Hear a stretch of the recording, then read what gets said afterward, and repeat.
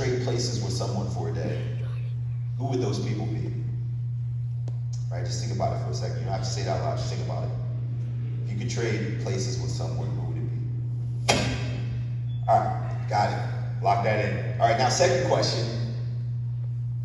Who are the people in your life that you respect the most? Who are the people in your life that you respect the most?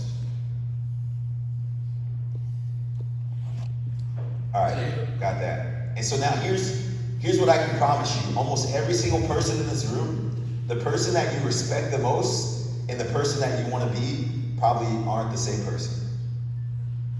They're probably not the same person. Now ask yourself why.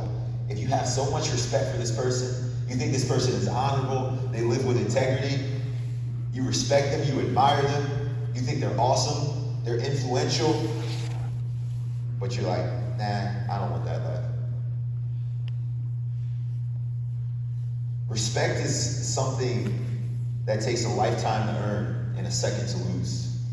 And I think oftentimes we follow our favorite athletes, celebrities on social media, and there's a disconnect there because we see what they have, but we don't see how they got it. We see what they do, but we don't see the type of lifestyles that they live personally. There are a lot of people who are public successes, but private failures. And so our goal should be to align more closely with the people that we respect and not just with the people that we admire.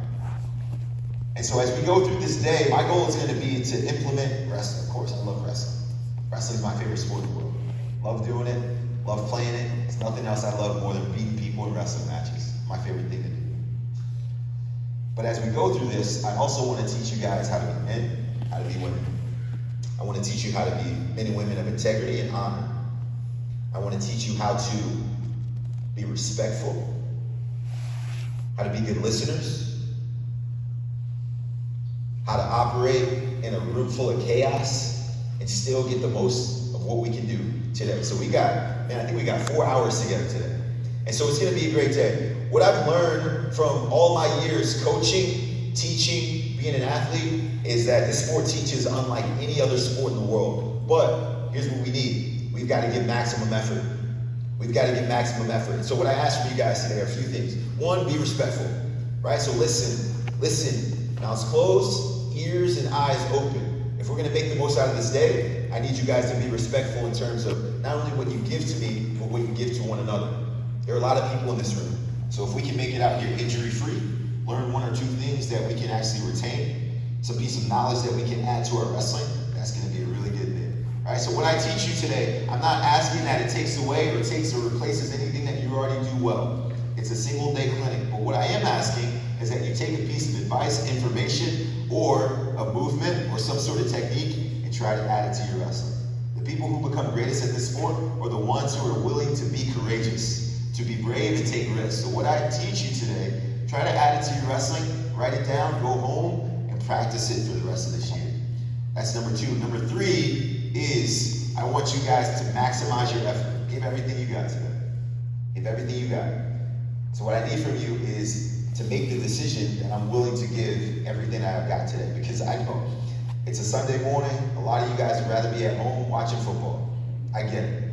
Sitting on the couch, eating pizza and hot wings with your buddies, kicking.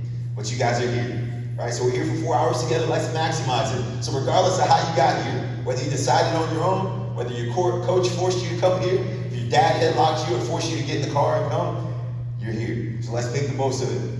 And then last is I would say, let's not just develop from a wrestling perspective, let's develop our heart, our mindset, and our spirit. Right? The things that I do are not only things that I learned from wrestling, but also things that I've learned from my faith.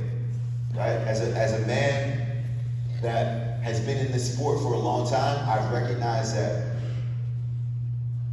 life is more about how you respond to things that occur to you as opposed to the things that happen to you. So my